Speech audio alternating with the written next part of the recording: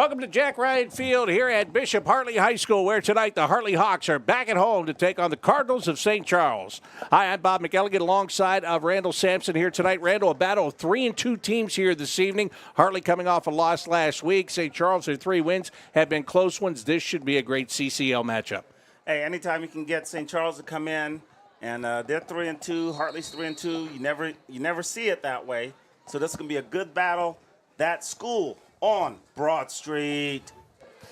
Here's the opening kickoff, and this one is taken and then dropped immediately by Jonathan Quarting. Picks it back up, and he's going to get out across the 15-yard line out to about the 16, and that's where the Hawks are going to get things started here tonight. They put their offense on the field to get things going, and that offense is led by the senior quarterback, and that is Matt Golich. Well, Matt got a little banged up a couple games, so we'll see how he recovered, how they bounce back. But I want to see the big guys up front take care of them a little bit better as we get going here. And it looks like St. Charles is picking up some defensive strategies from maybe the Walnut Ridge game, too. Spread formation, 4 receivers set. And we get a flag before they snap the ball for the first time. It's going to be a false start against the Hartley Hawks. Yeah, left tackle Jake Beatty, he got excited. It's this kind of game when you're playing your rival that's down the road, guys that you grew up with, and now you get to line up across from them and hopefully knock the snot out of them, and they're trying to knock the snot out of you. And it's a good rival. And I was sitting here talking to Rod Parker before the game, and number one thing that came out of his mouth is, I've coached against him, I've played against him my entire life. I cannot stand that school on Broad Street. So that's the rival, and you're talking Rod Parker, a guy who went to school here back in the day. Decades ago, he has 13 grandkids here in the area. So it's a rivalry that's real. So it's first down at 15. Golich with a pitch on the left side. Robert Lathan, always a good option to give the football to, and he's immediately got those 5 yards back. He may have 6. Looking at a second down coming up here for the Hawks. Lathan, every time you give him the football, Randall, you can expect that you're going to get something positive out of it. This guy, he just goes. 3 touchdowns again last week. There's really no slowing him down. He's got such a nose for the end zone, but the way he shifts or the way he runs, how shifty he is on the field, he can make you a big play. Hey, he's the touchdown leader, career touchdown leader, and career rushing yards leader. So I think he knows what he's doing out there. He's quick in his hips, and his feet have gotten a lot faster. Golich going to throw for the first time in the game over the middle. He's got a man wide open, and Hartley leaning forward. They're going to be close to the first down.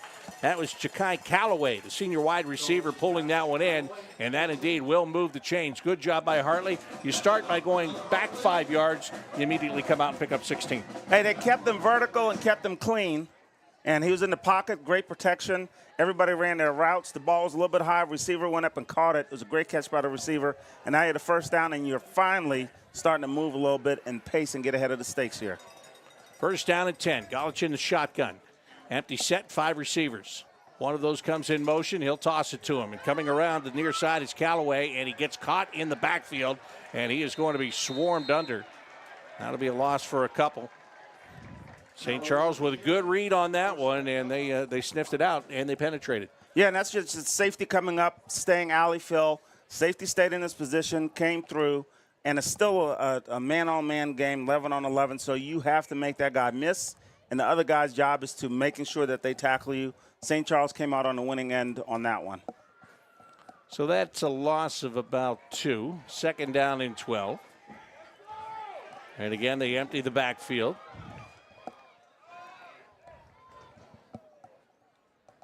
Golich already one big completion in this game. He's looking for another right here, and he's going deep. Down the field over the middle, and that's going to be incomplete. There were 2 receivers in the area. Javier Napier was one of those who was coming off the right side toward the middle of the field, but the ball fell untouched. Yeah, so you're looking at Cordy taking on a post route there, and he got pulled at the end on the jersey. I'm surprised they didn't call that. So his route was impeded.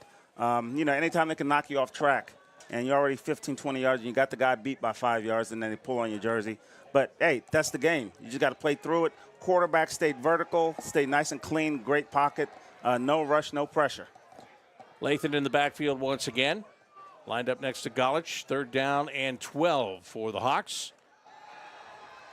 Going to swing it out to Lathan on the left side. He's looking for running room. He takes a hit. He shrugs it off, and there he goes down the far sideline. Robert Lathan turns on the afterburners. He is going to the end zone for a Bishop Hartley touchdown. Woo!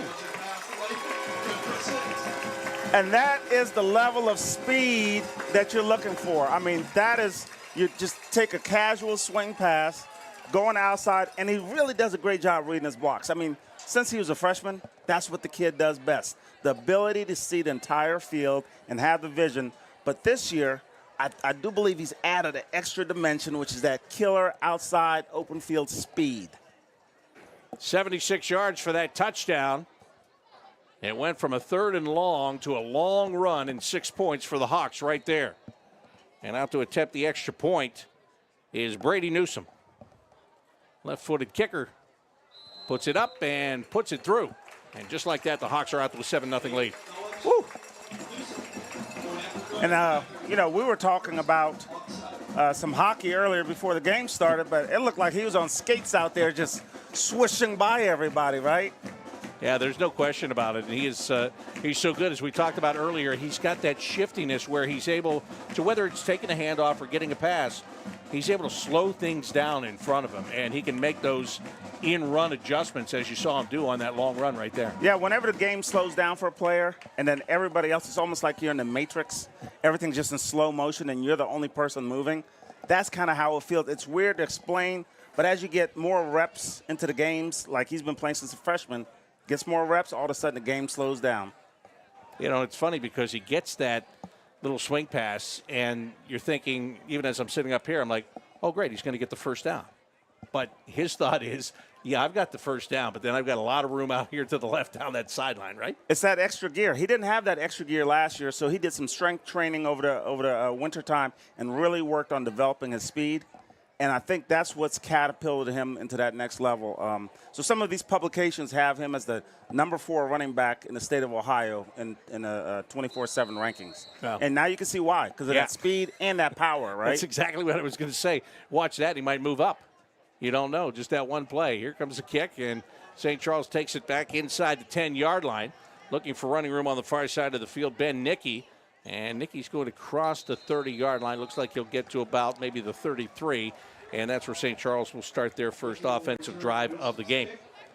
So now it's the Hartley defense that gets a chance to go out there and show what they can do against the St. Charles offense that has helped its team to a 3-2 record so far this year. And I like to see what the Hartley defense brings to the table. They're going to do just a plain 4-man front and see if our guys are better than your guys with 4-man front. That puts a lot of pressure on the quarterback. And it's a young quarterback. Liam Deal, the sophomore, he hands it off. And the first run is not going to go very far. It's only going to be a 1-yard gain, as taking the football that time for St. Charles. And as I said, not going very far was Nick Cummer, the senior running back. And every time they tackle out there, it just seems like both sides, they have an extra little oomph when they make that tackle, right? So you're talking about 2 rivals going at it. And my man, Greg Riesland, he is down in Tampa, Florida, and I'm sure he's watching this game.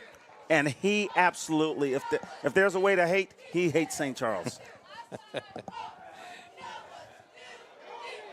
Quarterback on the run, and a great tackle in the backfield. A good shoestring tackle right there. And that was Joey Zhang getting in there and making that play. And obviously it has to be Zhang making the play, right?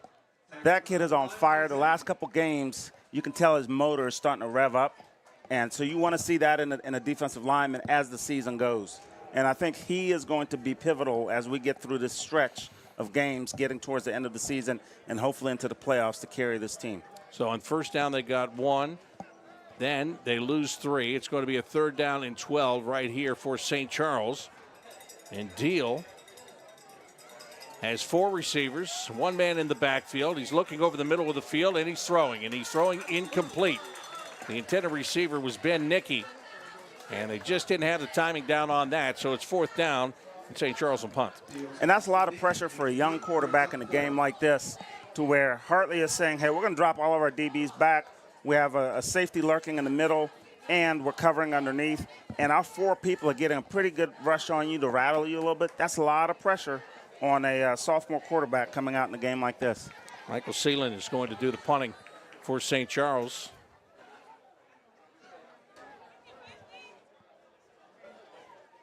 Going to be punting it from inside the 20-yard line when they get it away.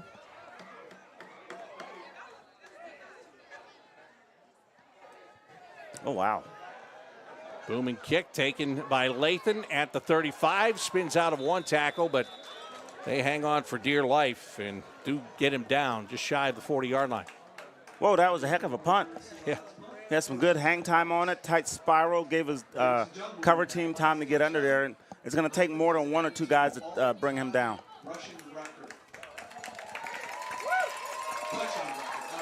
So it is first down and 10 from the 40-yard line. So the Hawks offense goes out there. They scored a touchdown on their first possession. The defense goes out and forces a 3-and-out. So this is exactly the way that you want to start this game tonight if you're Bishop Hartley. And we just witnessed with that touchdown, Robert Layton then became the career holder for the all-time touchdown record of Bishop Hartley High School. And what a fashion to do it in that long run. There he takes the football again, trying to create his own openings there, and he does get ahead to the 43-yard line. You know, this is what I like the most about him. He can have the explosive run as we saw on the touchdown, or he can just do this. He can just take what is given to him. There, he probably made an extra yard and a half, quite frankly, with his patience. But, you know, he'll take what is given, and then he'll make something big. And that's the curse, right? Because everybody holds their breath every time he touches the ball. Even up here, everybody's like, is he going to score? What's he going to do? What's happening? 3 receivers to the far side of the field, 1 to the near side. Galich wants to throw. He's looking near side. Now he's flushed out of the pocket and has to throw it away. And that's a great move by a veteran quarterback, not getting flustered, knowing that, hey, I feel the pressure a little bit, but not bad. I mean, he had great protection up front, but they also had great coverage in the back end. So, hey, I'm going to scramble to the right a little bit, don't see anything. Instead of taking a sack or stepping out of bounds, I'll just throw out of bounds, live to fight another day. Yeah, absolutely right. Now it's going to be a 3rd down and 7 here. And we'll see what they call on this play. Galich lining up in that shotgun as he has throughout the game. It's one of the bigger changes here at Bishop Hartley this year. New coaching staff, new scheme, a lot more of a spread offense. And a delayed handoff to Lathan. And he shreds a tackler once again. There's a flag as he gets across the 50. Has the first down and more, but we'll see if this one's coming back. Yeah, they threw out 2 flags. And they're both for the same thing. Holding against the offense. The infraction took place at the 45-yard line. Holding on the offense, number 70, 10-yard penalty, still 3rd down. And a guy like Robert, this will happen to him a lot. And it's almost like a Barry Sanders type of thing, where the offensive linemen, they're seeing one thing and they're blocking their guy, but this guy's looking down the field 9 yards already and can already see all the chess pieces moving. And so they go a different way. And the offensive lineman's like, man, I thought you were going one way and you went the other way, so I had to grab him. So usually that's what happens when you have these great running backs that have a great vision for the game. So that'll bring up a 3rd down and 15.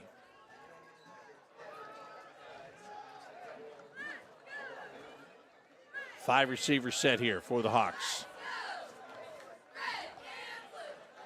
Galich taking time, throws over the middle, and that one in and out of the hands of the intended receiver. Jonathan Cordy was the receiver there. The throw's a little bit off target. He tried to make a fantastic catch.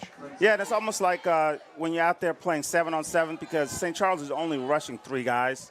Linebacker does a deep drop to the middle and bails out. Number 54 does a great job. So that affects the throw because the quarterback sees his guys open, then he tries to pull it the last second so 54 doesn't duck underneath for the interception. That's a great scheme by St. Charles. So Lathan is the punter, and he's out here to punt it away. And this is great. I can see Officer Kerry Leonard down there with the Sheriff's Department walking by. Hartley people. A short kick here as Ben Nicky is going to let it bounce. And it takes a Hartley bounce all the way down to the 25-yard line. A short kick, but the end result is exactly what the Hawks were looking for. Hey, it's old Dick Geyer football. Field position, ball control. Let's pin them back as deep as we can. Live to fight another day. Let our defense go out, Mark Aprilli style, and just go out there and hunt and figure out if we can get the ball back. Well, there is a flag on the field. So we'll wait for the officials to tell us what we've got here. During the return, illegal block in the back. An illegal block in the back against St. Charles. It was on the return, so they maintain their possession of the football here. Well, Augie Smith got a little block in the back there. Now, did they mark this back from the spot of where the ball's down? Yes, they do. All right. So it'll go from the 25, should go back to the 15-yard line. So you talked about pin them as deep as you can. They actually helped out. They did. They said, hey, look, you pinned us back down to the 25. Let's help you out a little bit more. Let's push it back another 10. Now you got a young quarterback with the goalpost right there on top of him. Do you run the ball? Do you pass it? What's St. Charles going to go with? Well, they're going to hand it off, and Max Cobb-Bell comes to the near sideline, and he is going to be drug out of bounds. Good job there by Camden Caldwell, the defensive back, making the tackle. And that's an interesting call. They're going to Caldwell's side to run the ball. But they know he's an elite coverage guy, but they also want to know, is he tough enough to step up on the run, and he is answering the bell. Caldwell's a dynamic kind of kid, different kind of kid, comes from the lineage of his grandfather, Donnie Caldwell. They called him the vaporizer back in the day because he would vaporize any fool that came his way.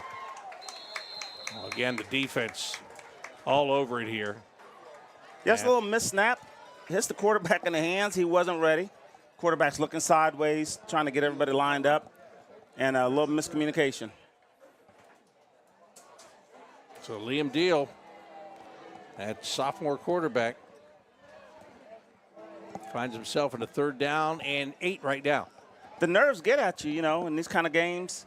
I remember being a sophomore, starting my first time going against Bexley, and during school, I asked for a bathroom pass, but I didn't go to the bathroom.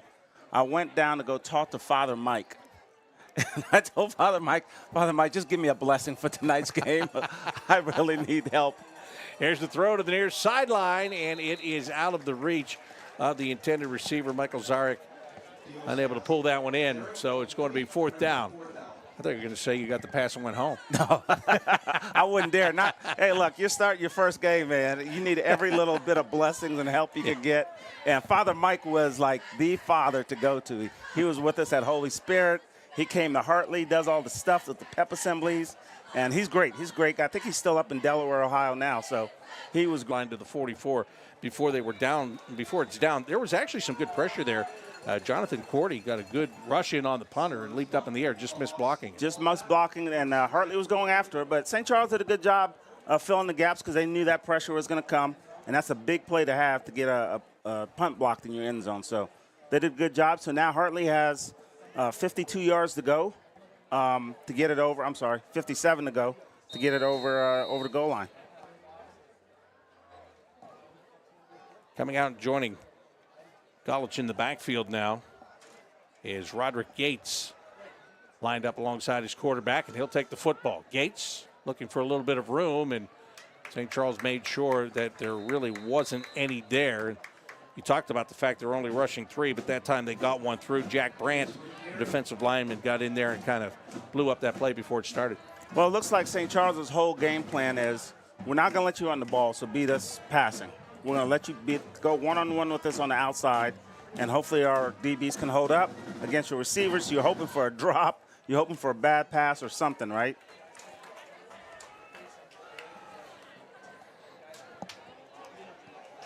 Well, here's the 4-receiver set.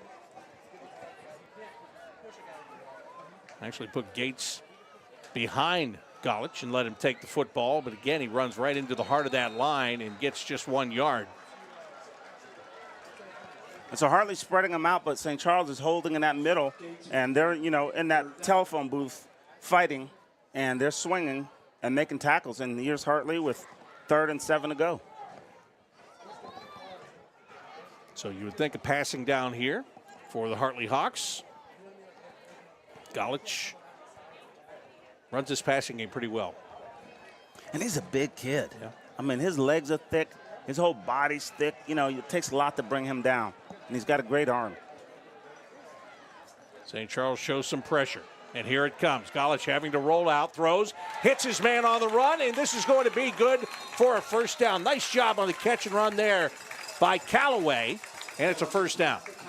That's a great catch and turning the corner on that. And that's what you talk about, an experienced quarterback, right? He felt some pressure. There was a missed assignment on the block. Instead of panicking, throwing it deep, launching it out of bounds or something, he scrambled a little bit, but he can see the entire field. He knows the map of where everybody's supposed to be. That's a field general. And then he just leads the receiver for that first down. And Callaway did a nice job of settling right in that empty area in the field there to be able to make that catch. Looks like a Mecca Buka out there, right? Yeah, it does. First down and 10.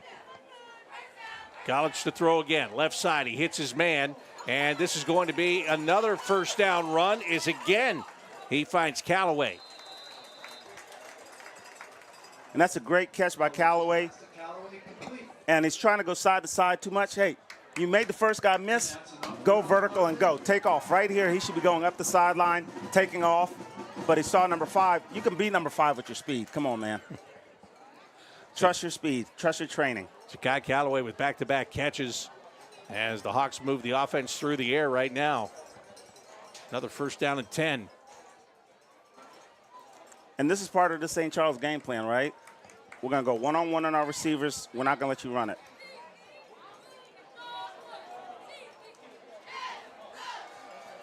This is a designed rollout this time. Golich looking for any yardage he can get. And again, this goes back to what you were talking about. Now, you know, it didn't really get much there, but he got something, and there was nowhere to throw the football. Fight another day. That's it. And what I like about that play is the offensive linemen are disciplined too, because you see your quarterback scrambling. So now you want to go downfield and block for him, but you know if he throws his ball, it's going to be a penalty, illegal man downfield. So his offensive line does a good job. They're very disciplined, and they're sticking with him and let him make up his mind what he wants to do. So they mark it as no gain, second down and 10.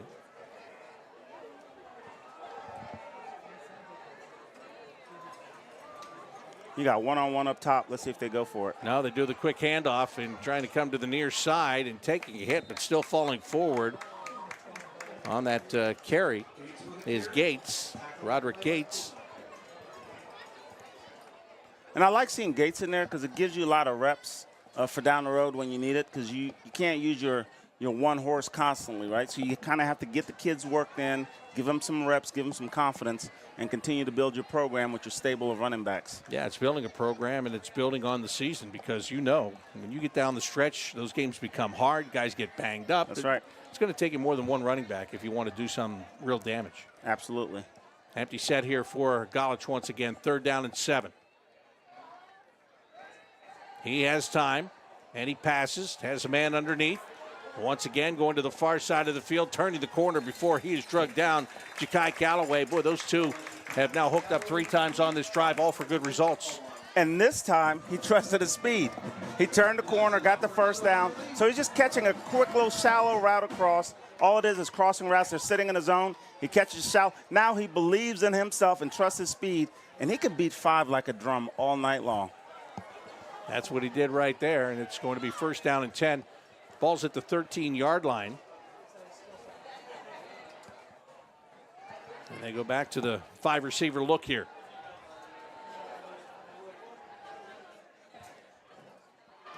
Send Cordy out as the wide man on the right side. That's the near side of the field, and they throw it over the middle.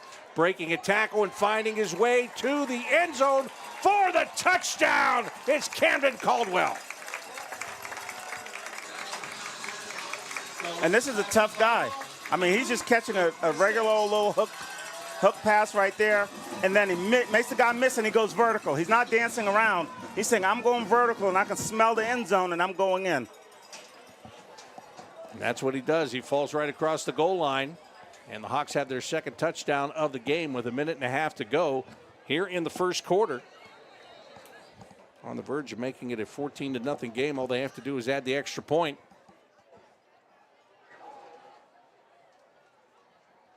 And that's blocked. Oh, so they do not get the extra point and have to hold it 13-0. Just good job by St. Charles. They came through the line, got the hands up, and took care of business right there. Well, that's another thing that you get on film that you get to watch. You can clean up a little bit. But give credit to St. Charles. They're not quitting. They're saying, hey, they scored on us. Let's continue to fight. And everybody do their job, try to block this extra point. And I'll tell you what, Randall, you look at this Hawks team, and in the past you get into those third down and longs and you're always looking for a big run. Sometimes occasionally there's been the quarterback and receiver combination where you can make those throws. This team's got a little bit of everything right now. They've got a very good balanced attack. Yeah, and they've got young guys that are contributing. They've got guys up front who are finally starting to get in the groove, because the quarterback, for the most part, has been pretty vertical, staying clean, making good decisions, and not a lot of pressure. So that front five is really starting to gel, and I really appreciate how hard those guys have worked all summer and all year long together as a unit. I think one thing that hasn't changed, and you just brought it up when it comes to the quarterback, you have got to be able to manage this offense. You've got to be able to run it, and Golich does a good job of running it as the Hawks go with a little squib kick onside type kick here. But not going to get the football back as it is at the 45. Well, I think Golich has found his identity as the quarterback coming in, because you're a senior, you've had a lot of reps, a lot of game experience, big games, and you're on both ends of that, right, on the winning side and on the tail end of it. So he's found his identity, and I think everybody in the team has meshed with his identity. And identity is also with the coaches in the box. The coaches in the box have to understand the players that they have. Here's a 4-receiver bunch set down at the bottom of your screen, and they're going to throw it over the middle. That's picked off at the 50-yard line. And the Hawks take it back the other way and will be run out of bounds. That was an easy pick for LaRon Gaulden. Gaulden will intercept the pass. Hawks take over, 1st and 10. I mean, that hit the big fella right in the breadbasket. I mean, that was easy pitch and catch. He's just dropping to his zone, reads the quarterback's eyes, and jumps in front of it. I don't think the quarterback saw him. He's a young quarterback, and that young quarterback knows I have 4 receivers on one side. I'm going to run a post on the backside. I got one-on-one. Didn't see the linebacker. Yeah, that's one that when they're going over the film tomorrow, it's going to look it looked a lot different on the field than it's going to look when he sees it. Absolutely. Tomorrow. Unfortunately for him. That's part of the deal. That's how you get better. Especially as a young quarterback. You're like, I swear, Coach, he wasn't there. He wasn't there when I threw it. And when you look at the film, you're like, yeah, he's looking me dead in the eye. Hey, as Golich brings this offense back on, I want to follow up to the point that you brought up about the coaches. When you're a senior and you basically get an entirely new coaching staff, that can be hard. And here he's going to throw for the end zone. He's got a man in the one-on-one. That ball is incomplete. Had to wait for the indication from the official over on the far side. But it is an incomplete pass. It looked like the intended receiver out there was Isaac King. And Isaac King is a heck of a receiver, too. He has real long arms. I mean, his arms are super long. He just says, go, gadget arms, and they go up, right? He just couldn't haul the ball in. But, again, just to finish that off, all new coaches. And that can be very difficult for a quarterback. But obviously they have meshed. They have recognized his strengths. They have designed a scheme where they can play to his strengths, and he can be himself here. Yeah, and that's the hard part as a offensive coordinator. You have a scheme that you want, but you have to adhere to the guys that are out on the field. Another ball just flipped over to the sideline. There's a flag on the far side. Incomplete, brings up 3rd down.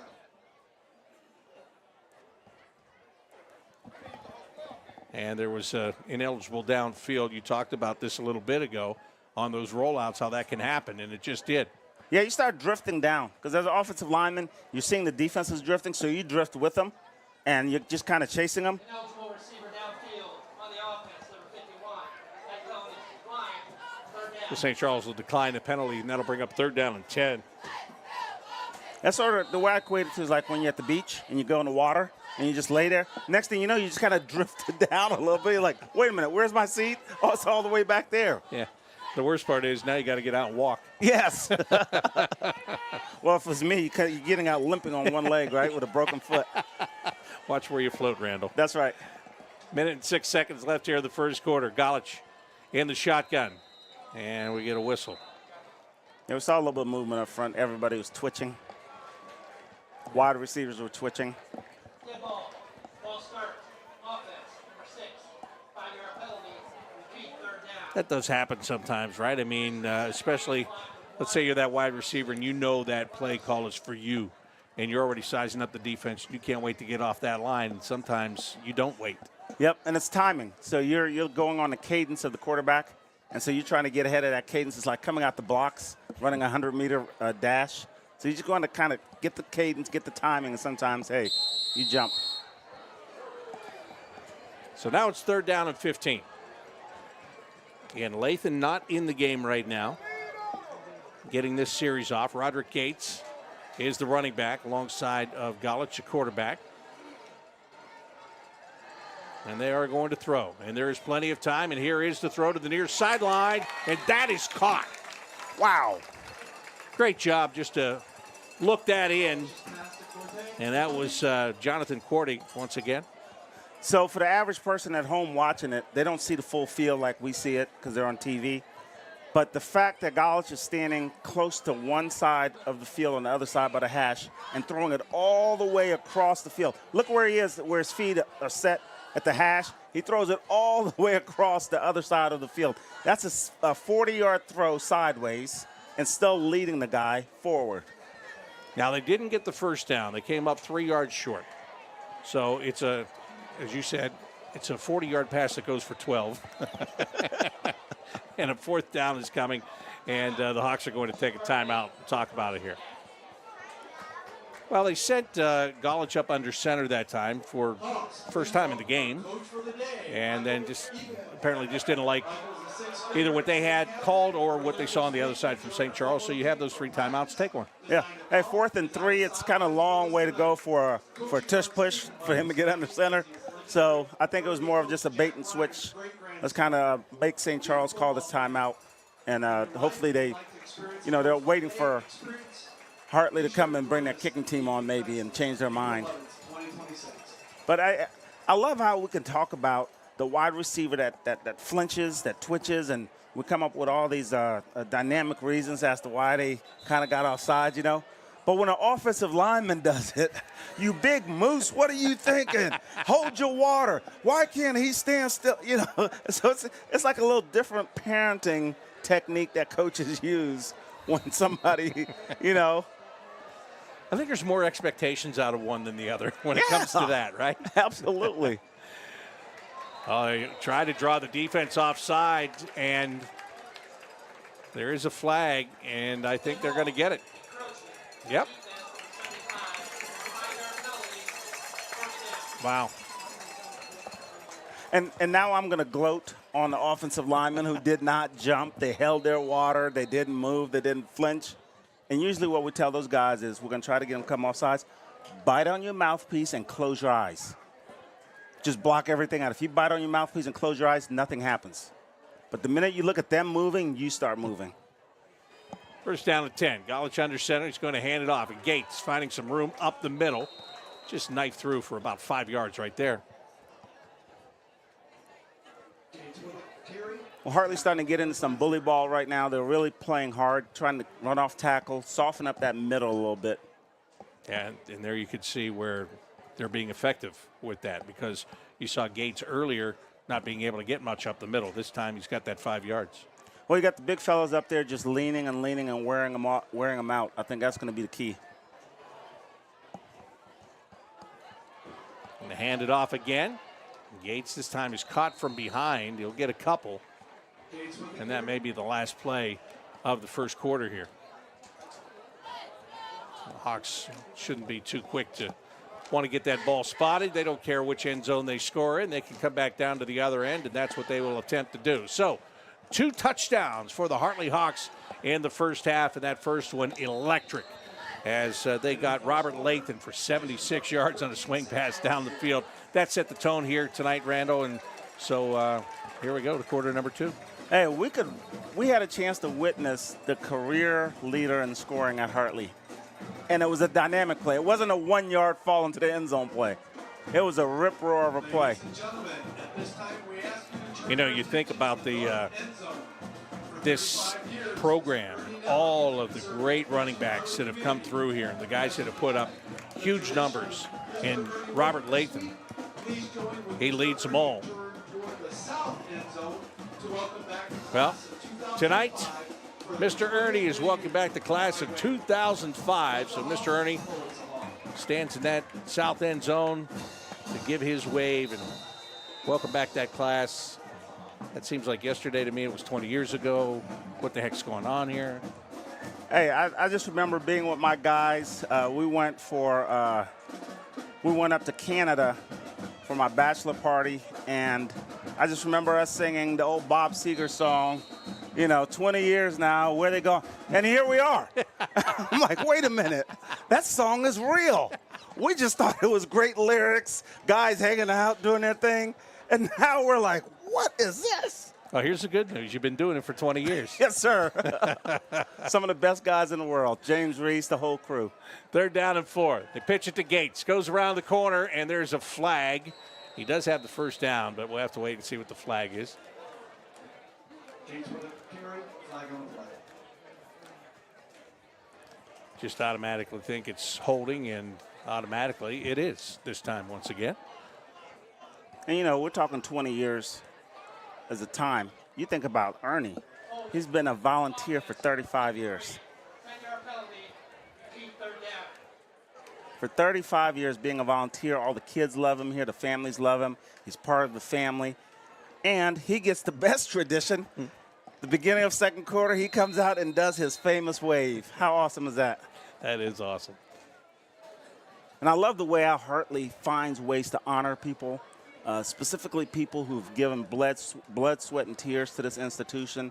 And it doesn't take much to give, and Hartley will honor you for all those things. 3rd down and 14 here now for the Hawks.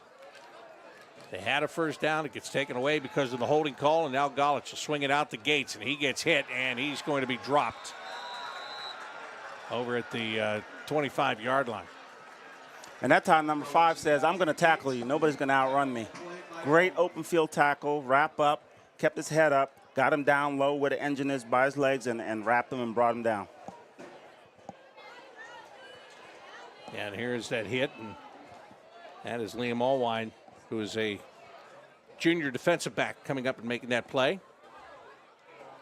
So now you've got a 4th down and 20. And they're going to go for it. And you're in that in between. What are you going to do? Punt and try to pin them? You can't kick a field goal from here. So you're going to go for it on 4th down and 20 and see what you can get. 5 receivers set. Golich with time. And he throws over the middle. And he had a man, and it's in and out of the hands of the intended receiver. The throw was just a little bit behind Jamari Stokes. It was the right, you're upstairs, you're dialing in the play. You got the right formation. Just let them go vertical, and that linebacker passes them on, and you split the safeties, and right behind them. Take that back. That was a tight end, Marcus Hempel. And he is a big target, and they just didn't quite get it to him there. So it is a turnover on downs. And St. Charles ready to go back to work. Last time they were on offense, Liam Deal threw an interception. Deal on the handoff, and that is quickly taken care of by the Hartley Hawks. Getting up is Jay Zhang to make the tackle. And we have a special guest up here who is the men's coach, boys coach for the basketball. So let's hear it from him.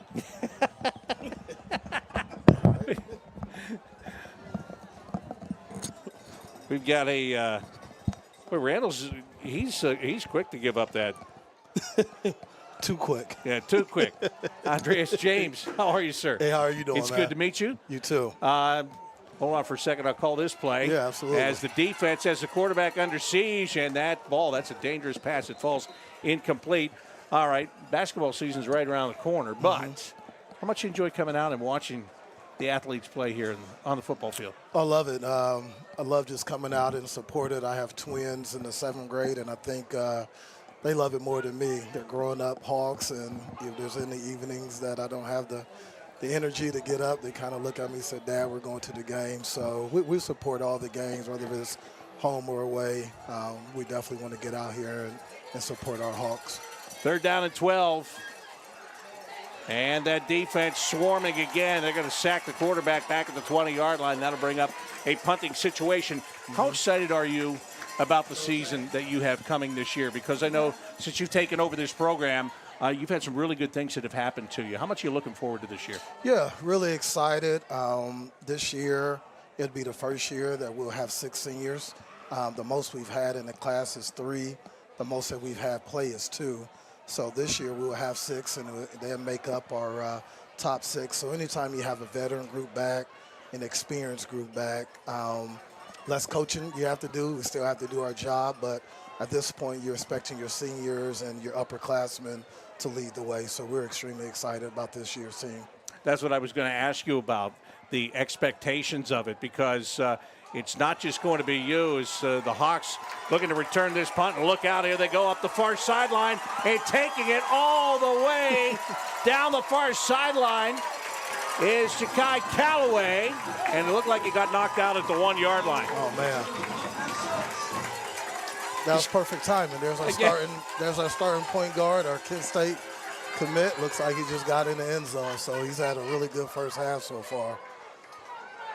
You can't bust it out like that on the basketball court, though. Not enough running room. Absolutely. But he'll get there quick, though. But it's definitely different in football. No doubt about that. But I was saying to you, expectations. And you're going to have them of your senior players, but they're going to have them of themselves, too. Yeah. And it's about finding that balance. Absolutely. And, our expectations, whether we have an opportunity to do it in a year or not, is to win the first state championship for Bishop Hartley. In some years that's realistic, and some years you never know how any of this stuff is going to play out. And so, but for us, it's really about we don't dodge the expectations or try to shy away from them. But we just spend a lot of time. I know it sounds cliche, but literally every day, whether we're in the gym, in the track, in the classroom, we're literally just trying to get better every day. And we think like the big picture stuff, it definitely takes care of itself. Since you've taken over the program, what things have you focused on, or because you were involved before? So when you came in and you're allowed to make the decisions now and in the direction it's going to go, what are the things that you've been focusing on just to get those things that you were just talking about out of your players? Yeah, from a skill standpoint, one of the things we really wanted to do was just improve our overall shooting. That was a thing that was really hindering us. It's a big thing that hurt us our first year, my very first year. I think we got off to a 10-0 start, or maybe an 8-0 start, and end up being 12-10. What ended up happening was teams start zoning us. We didn't have guys to shoot the ball, so we spent a lot of time just working on our overall skill development, shooting the basketball. We wanted to get stronger and just taking up just to another level of competitiveness. So everything we do, it's not just about effort for us. We're competing. So every drill that we do, we're always keeping scores. And so just improving, just in my opinion, just the overall competitive nature, just for these kids to realize that there's a lot of players have came through this program before them, and you're not just representing yourself and your family, but you're representing a rich history of Bishop Hartley, just sports in general, basketball, and those are things that me and my staff would take really serious. There's an interception in the back of the end zone. Golich trying to hit his man on a crossing pattern there, and St. Charles picks it off. Is that for the extra point, right? No. Yeah. Yes, you are right. Okay. It was. I was so engrossed listening to you. I was getting so pumped up listening to you and how you're running your program. Yeah, so that was for the 2-point conversion. I wasn't sure. I'm going to give Randall my headset. You guys do the game. You're paying more attention than I am right now. So where are you at with the program right now? Like you said, you got some guys that are out here on the field right now. So just working with the guys that you have, getting prepared? Yeah, this year is the most football players that we have that are football, basketball guys, and that's something that we support wholeheartedly, whether they're football, track, whatever sports they are. We believe they should get involved in them all, because you just never know which experience is going to be the best for you. And so, but we realize when those guys get back, that's going to be an adjustment period. So right now, our preseason is really when our identity is made. And so, like I said, we're spending a lot of times. We condition twice a week. We do our skills and drills twice a week. And then our Fridays are our culture days, where we're not on the track, we're not in the gym, where we're just in a room together for an hour and a half. And whether it's just sharing a meal or sharing stories or bringing in past players and alum to talk to our guys just to build up our connectivity. So that's where we're spending our time with these. One more thing for you. Yeah. When you have, and I know coaches always say, I always joke, I always say, coaches say they want athletes to play other sports until it comes time to miss your practice. Yeah. But anyway. Yeah.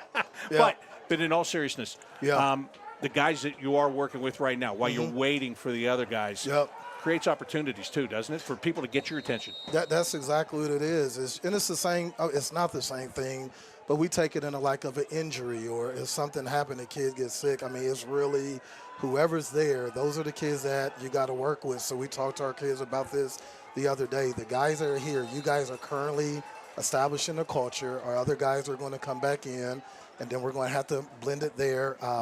Every year we have a motto. This year is one band, one sound, and when those guys come back, we know the instruments we're adding new instruments and the sound are going to be off, but we don't need to be at our best in November. We need to be at our best in March. We have a really tough schedule, and we realize whether you win or lose those games, it's all about just continuing to get better. So I think my staff, I think our players, now that they have been through it, they really kind of understand like the journey that it's on. And it's a long season. I mean, with the time that we start all the way to March is a very long season. So we're excited. We've got it started, and we're just excited to take it day by day. But, no, we have at least 2 starters out there. I'm looking at 2 of them right now that I'm excited when they put the shorts and the jerseys on, no doubt about it. You watch them close, don't you? Absolutely. Coach James, it's great to meet you. I appreciate it. Thank you so guys much for telling us about the basketball program, Absolutely. and best of luck to you. Thank you. I appreciate it. All right. You going to beat that team on Broad Street where you guys play? Brandon wants to know you're going to beat this team. You're going to beat them all. Yeah. No, there's no doubt about it. All the games count, but anything in the CCL, our guys, they know what this is all about. And there's no games when it kind of, we'll shake hands after us, but when we're on between those lines, and of course, we're definitely looking to try to dominate them. That's the goal, man. Thank you, Coach. We appreciate it very much. Thank you, guys. Andreas James, he's the head basketball coach here at Bishop Hartley, and that season will be going before you know it. The Hawks getting another touchdown here in this second quarter, missing out on the 2-point conversion. They have a 19-0 lead. In the meantime, St. Charles, a couple of penalties here, and they're backing up. They've got a 3rd down in forever, just about. The ball's going to be back at the, or 2nd down rather. It's the ball's at the 10-yard line. They've got to get all the way out to the 33-yard line to get the 1st down. Well, I'll tell you, Coach ducked my question about beating this team on Broad Street for basketball. Oh, the ball is picked off and walked into the end zone for the touchdown. That's Hempel, Marcus Hempel. Remember, he missed that pass that was behind him a little bit ago? Well, he makes up for it on the other side. Interception, pick 6. I've only seen that kind of play twice. Once now, and another one, Ohio State versus Penn State a few years ago. Remember that? Yes. When Tua picked that one off, the exact same thing. The level of athleticism it takes to time it up, bat it down, catch it, and walk in. Wow. So that'll make it a 25-0 game. Well, first of all, Marcus Hempel, you just look at the size, 6'4", 215 pounds. I mean, it's hard to throw that ball around that man wherever he is, right, especially on the goal line. Especially down there, right? Yes. And this is why if you're a basketball coach, you got to love your kids playing football because it gets them physical. Now you're physical in the paint. You're not afraid of the contact. Hand it off to Gates. He's not going to get the extra points here either. So they miss out on that opportunity. And the score stays 25-0. 7:40 left here in the first half. But this game to this point has been the Hartley Hawks executing whatever they want to execute, quite frankly. Right. And I think getting younger kids in to have reps and game time experience because you're building a program. You're not building a program for next year. You're building a program for the next 3 or 4 games, right? So you're trying to get these guys as many reps as you can get them on tape, get them to see themselves, make corrections, because like basketball coach said, you never know when somebody has to step in. It's next man up. And so at least now you have some kids with reps that can go. And that's a great point that you make. It's going to be on tape. JV, you're going to get that, but you're not going to get this, right? Not Friday night lights with all the pressure and Absolutely. expectation and the speed. You can't simulate this kind of speed on Saturday mornings with JV. Yep, the only way to teach it is by letting them do it sometimes. And with this kind of score, I would imagine that we're going to see a lot of guys that get a chance to do it in this game this evening. Hawks ready to kick it off. They've got it teed up at the 40-yard line. Brady Newsome lets it fly. This one taken at the 14-yard line. Up over the 20, 25, 35, and getting out to about the 38-yard line on the run back for St. Charles. Yeah, you talk about the rival between the two schools, but what people don't understand is it's a rival of love, right? So at the beginning, I'm kind of jabbing a little bit and going after, but some of my best friends are Cardinals. Some of the guys that I hang out with, Chris Ellis, he went to St. Charles, played basketball there, and he reminds me all the time, I've never lost to Hartley in basketball.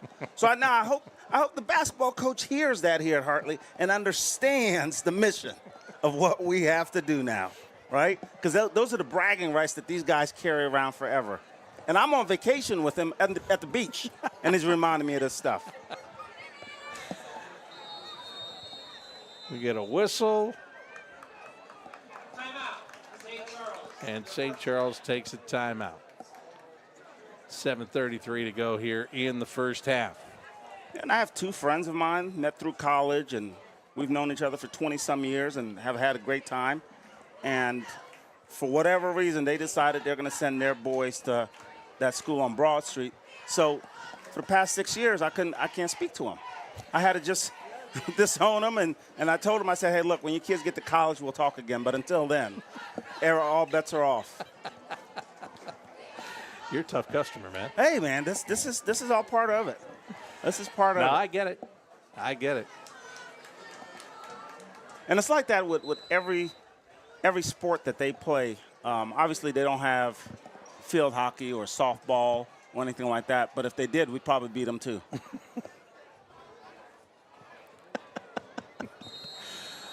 You came armed and loaded tonight. Ready to go, baby. Yeah, I can see it. For this kind of game, I can always see ready. it. First down at 10. Going to hand this football off and get about 5 on the play. Michael Zarek carrying the football. Actually, they'll give him 6. Zarek with the carry. Tackle on the play by Mark. You look out there, Randall, and you could just they're already starting to mix them in there a little bit. They are. And even St. Charles is doing, because they want to get their kids reps too. Yeah. They're building their program. Liam Deal, hard snap count, trying to draw the defense off sides. And now flags fly, but I think it's going to be on the offense. It was that wide receiver on the near side. Ball start. 14 on the offense. 5-yard penalty. Still second down. And that's tough when you're trying to get them to jump, and your guys are antsy in there, and you hear that hard count, and you're just conditioned to go every time that count hits on offense. So Well, he did it twice. The second time he got his own guy. Yep. Right? So it'll be second down and 9 now after the false start.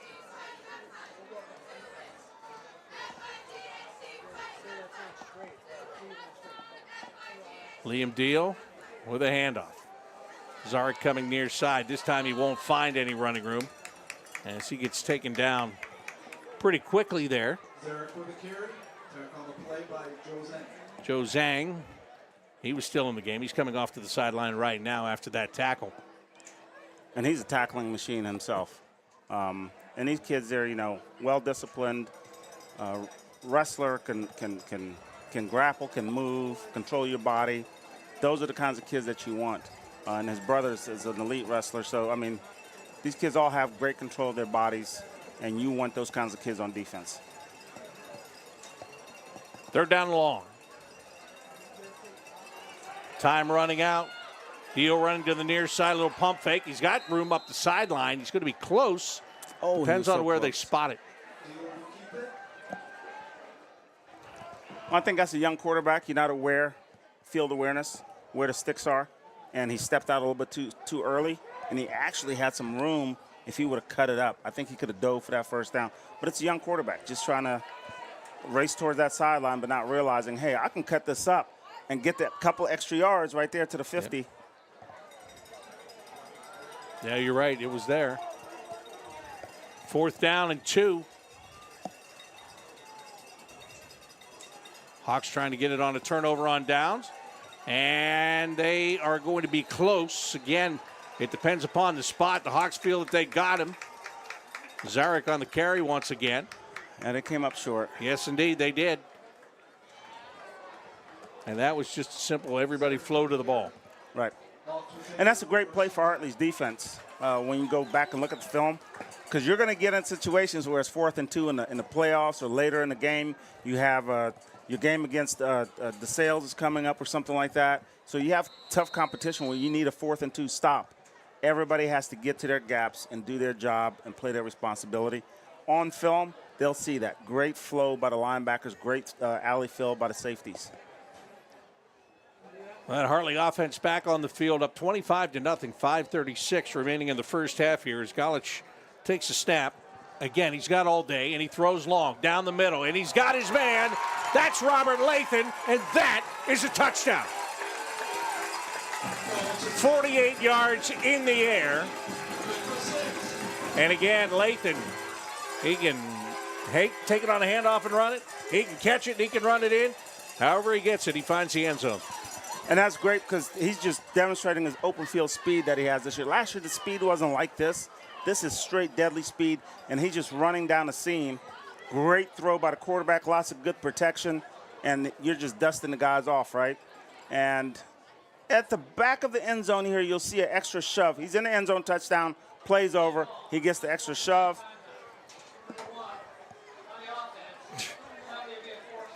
And he got called for the penalty. But this is a great lesson for the young players to learn. It's not the guy that does the first shove. Right. It's never that guy. No. It's always the retaliation and then the words back. It's that guy that gets the flag, right? So they got him for the shove back and turning around and having words. And, you know, the guy's at the back of the end zone 9 yards deep, and you're going to shove him? What's that? What are you doing here? Come on, man. Well, it's frustration. It is. Obviously. It is. But And they're young kids. But to your point, it is a lesson you have to learn. It's better you learn it in a game that you're up 31-0 at this moment than in a game where it's, 10-7. That's right. And, as a kid like Robert, you have to also understand that, hey, I don't have to punch down. Yeah. I am who I am, and I wear the crown, so I don't have to punch down, right? They're going to go for 2 again. They've been 0 for 2 in the first couple of tries. Here's the throw, and this time they got it, but there's a flag. Went right back to the big man, Marcus Hemphill. But it's coming back because of the illegal shift.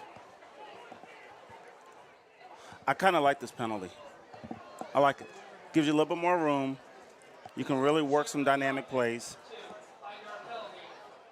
And again, it goes in that book that you were just talking about, lessons learned.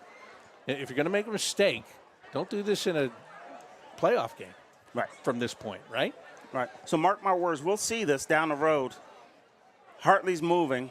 I'm already envisioning. Hartley's moving. Time's running out. You're down at the 10-yard line, and you need a score because you can't kick the field goal. What are you going to do? What play are we going to run? Who's lined up? Where we're going? This is a great opportunity for them to practice that. Yeah. Wholeheartedly agree. And you get a chance for the field goal kicker who just took off his soccer uniform this afternoon. Yes, indeed. And that's what they're going to try to do here. Oh, and the timing was a little bit off on that, but he's still able to put it through. That was kind of odd because Brady Newsome started to move before the ball was snapped. He had the Michael Jackson glide before the ball was snapped. That is well described. 32-0. The Hawks have the lead. Still 5.5 to go in the first half. So they'll get that cleaned up. I mean, it's all timing, and he's trying to figure out, because in soccer, you see the ball, you kick the ball. Here, you have to wait for the ball to be snapped and for people to block, and you got to have this timing. But here comes the great Michael Jackson glide, and he hits it.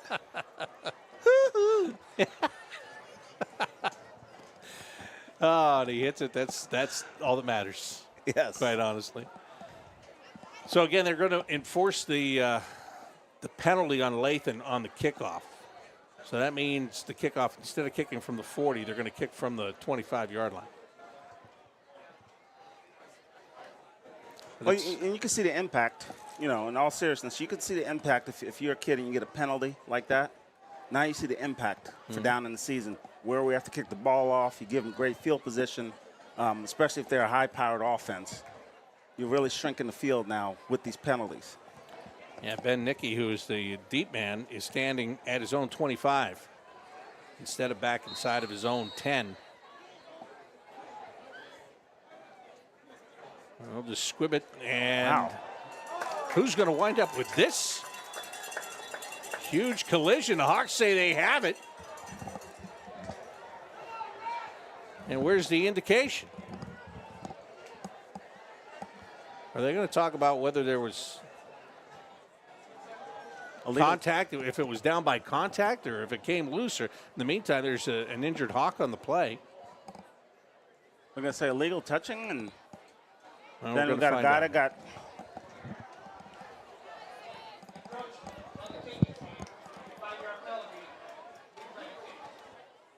encroachment against the Hawks, and now they're going to have to kick it from the 20-yard line.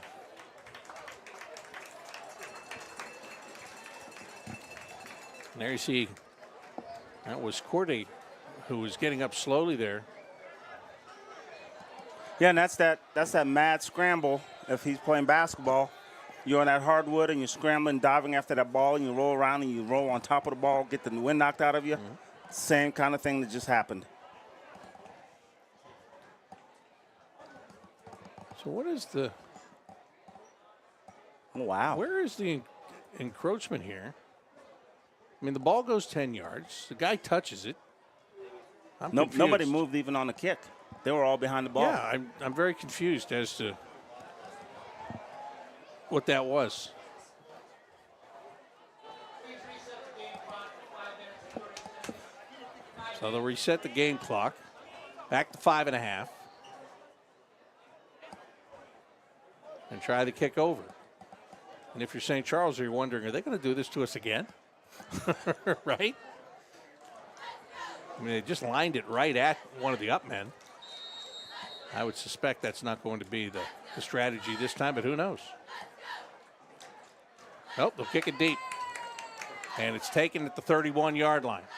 And there is running room up to the 40, the 45, turning the corner. And St. Charles is going to be inside Hawks territory. And that was a decent return. Yep, it was very good. Yeah, Ben Nicky got it, and he had that time that he was able to set up with the blockers and make a nice return there. Again, the consequences of the two penalties, as Yes. it turns out. Again, the second one I'm still confused about, but anyway, it's 32-0. And I'm sure the special teams coach is pulling his hair out because this is stuff you practice all week and you're hitting to perfection and it gets flagged. Liam Deal trying to get something going for St. Charles, and he hands it off, and there's nothing going there. And I love it that you got some of those young Hawks sprinkled in there playing defense, and they're still flying to the ball. They're excited to be out there. They're getting some reps in, and they're starting to grow up out here on a Friday night, and that's a good thing to see. Bryson Brown carrying the ball that time for St. Charles. They get some different guys that'll get some touches here. Deal under pressure and dropped. Woo! Oh, And he was running out of time and then out of time, all within a fraction of a second right there. is that Marcus? Yes, it is. Marcus Hempel again with a big play, and now time is called. It's an official timeout. That's a great job by Marcus. And then you had a linebacker blitzing there too, so that was great. I think LaRon came up, so the running back had to make a choice. Who am I picking up? And so it's a great scheme up top to call that. But anytime you see Marcus coming downhill like that, oh my goodness. If I'm making the choice, I'm not picking him up. No. No. Sorry, buddy. Yeah. Look over your shoulder and apologize. I'm not taking him. That's all right. All of a sudden you have to do Stations of the Cross and you're down on your knee. It's third down and 21 now. And this defense in no mood to start letting up. Here's a flag, and here's a pass, a shovel pass, up to the 50-yard line. Tackle is made there.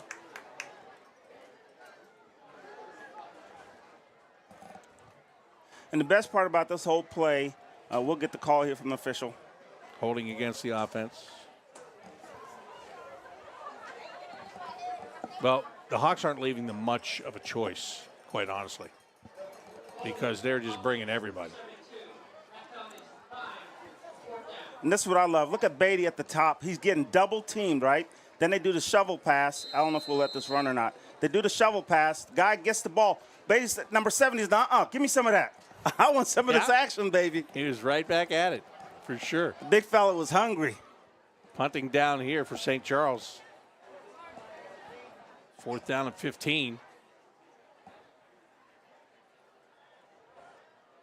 Hawks back inside the 15, waiting to receive, and they're just going to let the play clock run out. Back it up 5 more. Gives you a little bit more room to operate with as a punter. Ja'Kai Callaway is a deep man waiting for this punt to come his direction.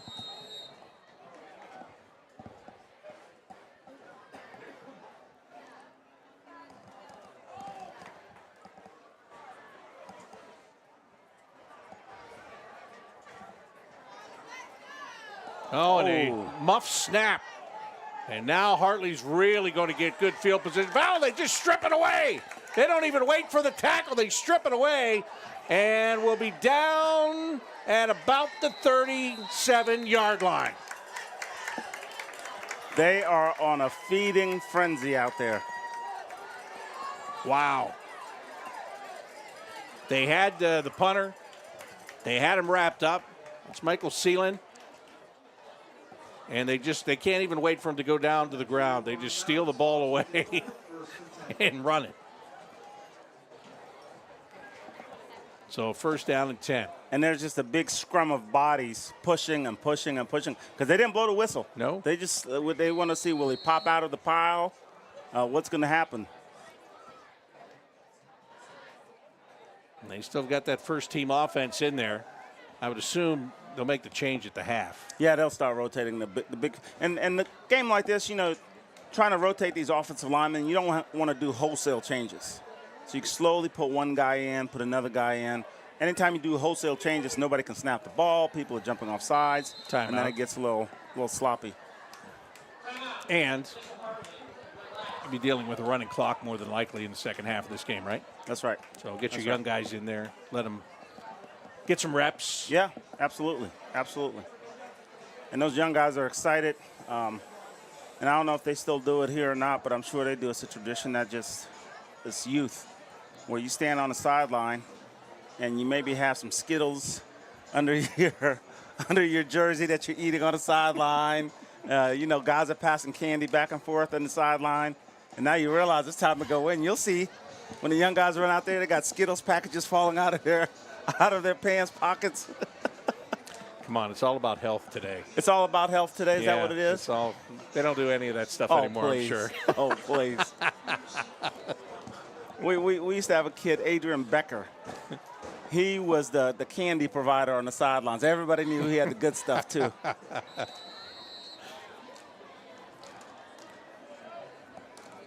Well, Golich, we've talked about him being a veteran quarterback. When he went out there, he didn't like what he saw. He called that timeout right away. Just wants to reset it. Now they do. And now he's got time. Surveying the field. Moves a bit, throws on the run, and just does throw incomplete. Receiver was trying to come back and get to that ball, but Napier couldn't quite get there. Yeah, and it's difficult when you have 3 guys rushing and get 8 that drops. As a quarterback, you have to really make sure that you read everything because it's the underneath guys that jump the route. And Hartley did that on their interception. It's the underneath guys that jumps the route because everything over top is covered. And that's another good throw, though. You were talking about his good decisions. I mean, he throws the ball in the direction of his receiver, but he throws it low. If my guy's not catching it, nobody's catching Nobody's it, going right? to catch it. No, right. No. Give my guy a fighting chance, but other than that, we'll fight another day. 2nd down and 10. Collins swings it near side, and that is caught, but immediately taken down after the catch is Isaac King. Yeah, Isaac King's trying to run a little slip screen. So they fake the screen to Robert.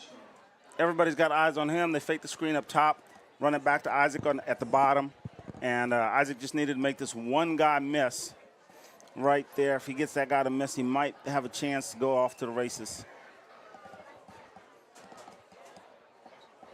But on film, that's timing. So once again, offensive lineman, you can't get too deep downfield. You're floating. You can't get too deep. You have to get shallow and come out and help your wide receiver on the blocks. Well, they keep Lathan in the backfield here. Third down and 11. They give it to him on a delayed handoff, and he's got all the field that he wants. Up to the 25, breaks a tackle, comes near sideline, stutter step, touchdown. Okay, Bob, we're seeing some amazing things. So for everybody out there that's watching this, you have a chance to see one of the most elite running backs in Hartley history, one of the top running backs in the Midwest, definitely a Power 4 college type of running back. And it's not just because of the speed. It's the speed plus the vision to see the whole field. And then the strength. When you have grown man strength and you are face planting another human being into the ground with a stiff arm right there, boom, get out. And you watch his head. He's still looking upfield. He's 10 yards down. You see the next guy, a little bit of speed, another stiff arm and go. You don't see that combination very often. You might see a fast guy or you see a strong guy, but that combination with the vision, you're right. It's impressive. Yeah. It really is impressive. Lined up to go for two. Golich will throw, and Nice he's got pass. his man over on the far side of the field, and that is a 2-point conversion. they'll come back to that play again this time next week. That is a great play. This is almost like you're doing NCAA football on the PlayStation or something, man. The way he's running that ball, goodness. And kudos to the offensive lineman, the big fellas up front. That was a big hole that you and I could have got through for about 5 yards, and that would have been about it for us. Right. You're right. But I think maybe 3. You could have got 5. I'm at 3. But to your point, I mean, he has had all day. You're talking about they're only rushing 3. Hey, sometimes you can rush 3 and you can get pressure.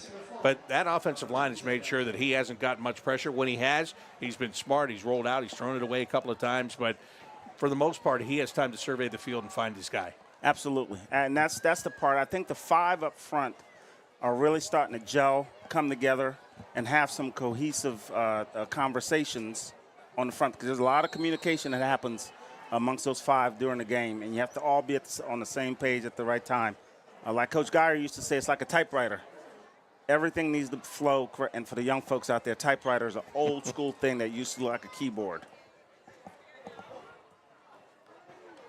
St. Charles on the return. Coming to the near sideline and being tackled at about the 32 this time is Ben Nicky.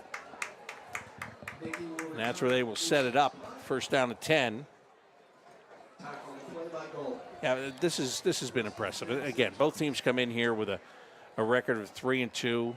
I think if you talk to the Hartley folks, they feel they've played a pretty strong schedule, and they've gotten experience, even though they've had the 2 losses along the way, like the one that they had last week that they felt was a bit self-inflicted with turning the football over. That it was good competition, and they learned from it. Right. So they're coming out here and they're putting it into play, and that's what it's about. You're supposed to learn, and you're supposed to get better week to week. Quick handoff, and this is going to be good for about 5 yards. So it seems, the 40-0 lead. It's a good play by St. Charles. And, with all the bantering that you'll get back and forth between the 2 schools, both schools have a rich tradition. When you think about a Jack Ryan being at both schools, it's a great tradition. Get a whistle after the handoff. And it was just a bit of a late whistle because it's a false start. And that was actually the running back. Nick Coomer was a little bit antsy there and started to move before the ball was snapped. Yeah. And Hartley has this complimentary tent in the end zone. And you're seeing people from St. Charles and Hartley there catching up, old school stuff. So this is great.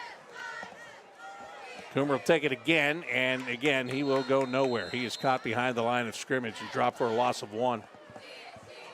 It's going to be 3rd down and 11. Now, Bob, have you ever had a chance to meet Jack Ryan back in the day? No. Oh, man. Oh, he was classic. So our class was the last class to have him as a PE teacher, his last year ever teaching, and we had him as a PE teacher. And he asked for a guy named Cy. Hey, anybody see Cy? That's how he talks. Anybody see Cy? And we're like, Coach, we don't have a Cy. No. Cy, call him Cy. He's like, why you call him Cy, Coach? Because his one eye floats and he looks like a cyclops. Oh, jeez. There's a ball into and out of the hands of the intended receiver, Ben Nicky. So that's the kind of guy, it's Coach Ryan. Everybody loved him, his elderly guy. And, he's at the end of his career, at the age and all this stuff, and he's still going. And he drives a Mazda Z300 or something like that, sports car, 2-door. And we asked him, and he had a limp from a stroke or something. We asked him, Coach, why are you driving a sports car as an old man? He says, Sonny, that's the way the ladies like them. I said, geez, Coach. He was great. There's another flag. I had a chance to play with play football here at Hartley with his grandson, Johnny Ryan, played quarterback. And years later,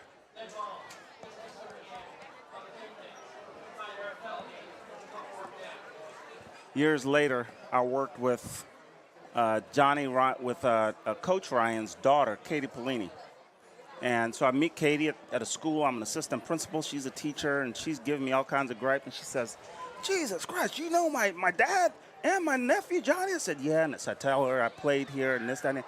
She said, I'm glad to work with you because now you get to get 3 generations of Ryans right on your hindquarters.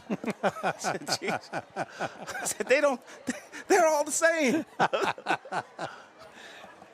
Here's the punt, and this kick will get inside the 40. Will it stay there? Yes, they will down it.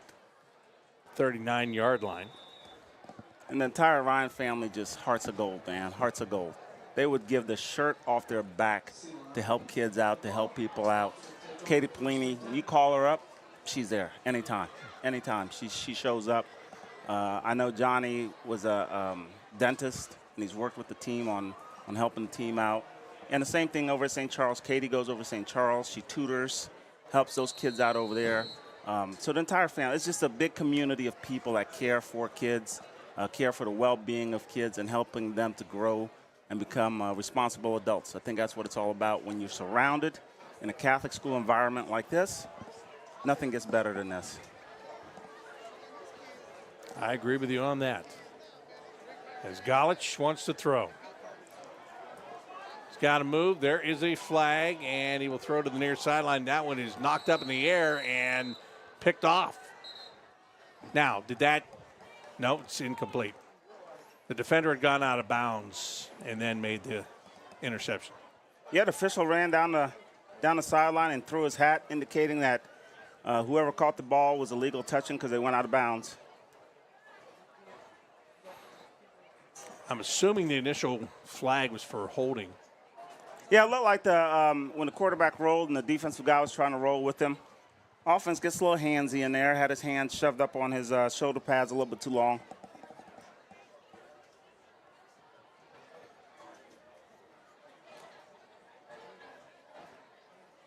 All right. They've got it sorted out. We got 2 penalties on the flag. On the offense, number 70. So it's holding on the offense, Participation on the defense. and then the illegal touching on the defense. Those penalties offset. So offsetting penalties, and we'll replay the down. We'll get a chance to do it again. It's a lot of talking that has to be done just to do nothing, That's right. to go right back to where you were. And I love this kind of game because it gives your offensive linemen an opportunity to clean up a lot of things that they would normally not be asked to do. So you pass blocking consistently. Your quarterback has to scramble. So these are all things that you work on as an offense. 29 seconds left here in the first half. They'll hand it off to Lathan. He runs into a crowd. He runs over a crowd. He runs forward for 4. And that should be it for the first half, I would think. Was it just me, or did you hold your breath too? Like, okay, what's going to happen now? Yeah. Is he going to pop If it? he would have popped out of that pile and took off, I wouldn't have been surprised at No. all. Not at all. Not the way this game has gone. And that is going to do it. The teams will head to the locker room. It is halftime here at Bishop Hartley. It has been all Hawks all night. Offensively, defensively, they have dominated this game. It shows on the scoreboard at 40-0. But Randall, it goes beyond that score. I mean, this has just been a very heady game, been played on both sides of the football. And these are the kind of nights that you enjoy because most of what you're trying to do, you're doing it properly. Right. And it's the little things. So even the culture with a new coach, and you're setting the culture as a new coach, the littlest thing, you're up 40-0 to a man. Every kid, including coaches and training staff and ball boys and everybody, the minute the clock wound down, they took off on a dead sprint to the locker room. That's new. Usually kids will jog off, they'll walk off, get into the locker room. I mean, the coaches are sprinting. So that's the expectation that the head coach has, is a sense of urgency, regardless of the score of the game. I think it's all these little things that are starting to come into the fold now, and they're starting to really start to gel. And kids are believing, they're trusting, and they're trusting their coaching. And the coaches are saying, hey, I'm trusting you when I call these plays for you to execute. So all of this stuff is starting to work together. Yeah, I think you're absolutely right. And it has at times over the first 5 games, and most of it has worked in the first half of this one. So it's an easier sell for a coach. It's easier buy-in for a player when things are going well. So we're at the half. We're going to step aside, but right now the Bishop Hartley High School Marching Band is taking to the field here. So we'll leave you with that and be back with the second half.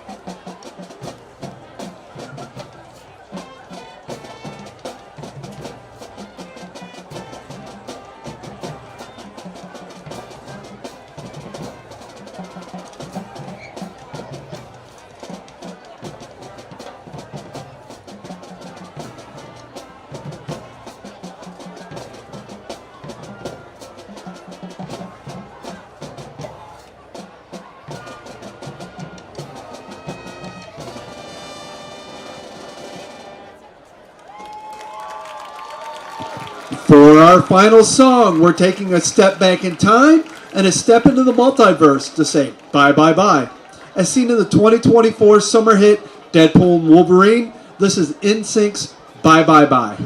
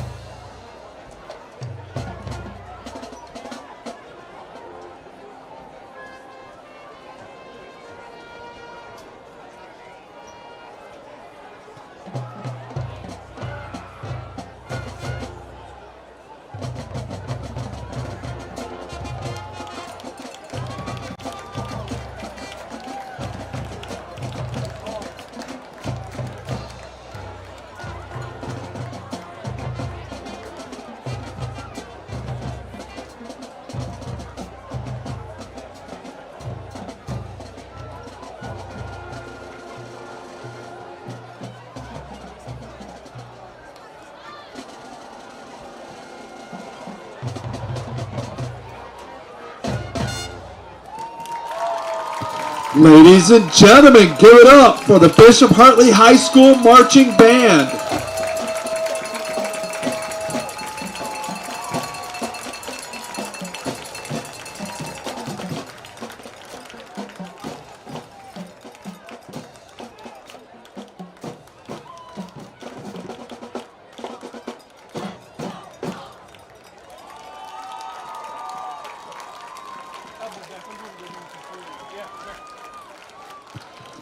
All right, ladies and gentlemen, reach into your pockets. It's 50-50 time.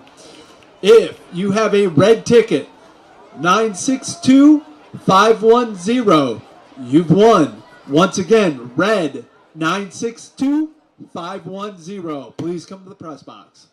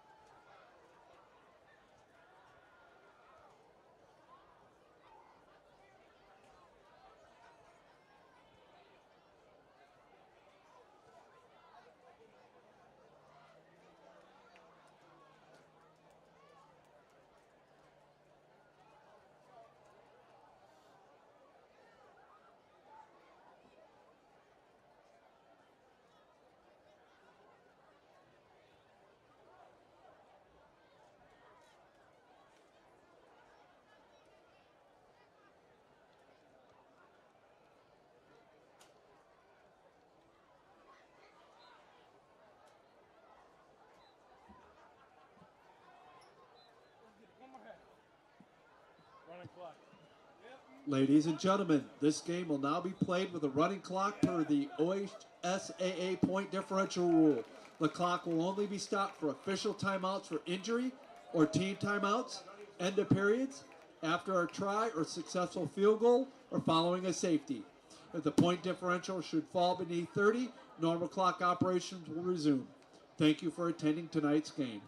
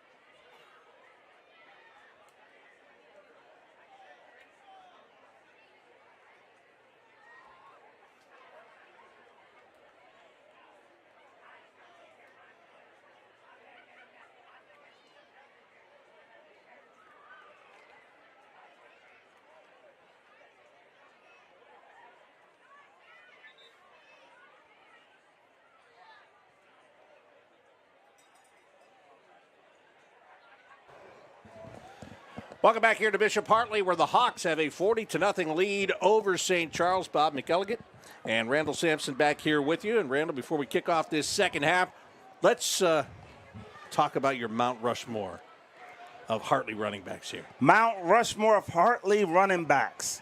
And you have to look at this guy right here, Aaron Purdue, two-time All-State, Division IV, Player of the Year, all the stuff, track athlete, All-State in track. He's done it all. But this guy was electrifying. Anytime he touched the ball, it was like watching one of those video games, and he is one of the best to do it. Previous career rushing leader, now third with 4,000 yards of rushing touchdowns. He is now second with career touchdown rushes. He's one of the best. And you know why he's one of the best? When a guy that loves Hartley so much, he names his son Hartley Purdue. Can you believe it? Wow. His son's name is Hartley Purdue. And that was like one of the best things. Once people found out, they were like, oh, man, that is sweet. Well, St. Charles took the kickoff to open this second half. They are going to start their first offensive drive at the 35-yard line. This is a running clock situation with a 40-0 lead for the Hartley Hawks. And you'll see a lot of different players in there for the Hawks. Liam Deal rolling to the far side of the field. His throw is caught on that far sideline by Ben Nicky. So to explain to the folks out there who are watching, by Ohio high school rules, if there's a 35-point lead in the second half, or even the first half, the coaches have to agree in the first half to keep the clock running. But specifically in the second half, 35-point lead or greater, the clock runs, the ball is thrown out of bounds, clock runs, turnover, clock runs. It's the mercy rule. They're going to try to run the ball off the right tackle, and there'll be a couple of rushing yards there. Nick Coomer, the running back, getting a few yards. And I love it that the big fella's rolling out of the pile down there, Jake Betty, and he's a good kid, big kid, 6'4", 285. And I think he committed to Air Force, if I'm not mistaken. So he's one of those players that has multiple uses. 3rd down and 7. Deal. Under pressure, running, throwing, and he's got Nicky. And then he dropped the football. He had it, and then he lost control of it as he was going to the far sideline. Incomplete pass. Hey, we have another special guest with us. I'm going to jump off the mic.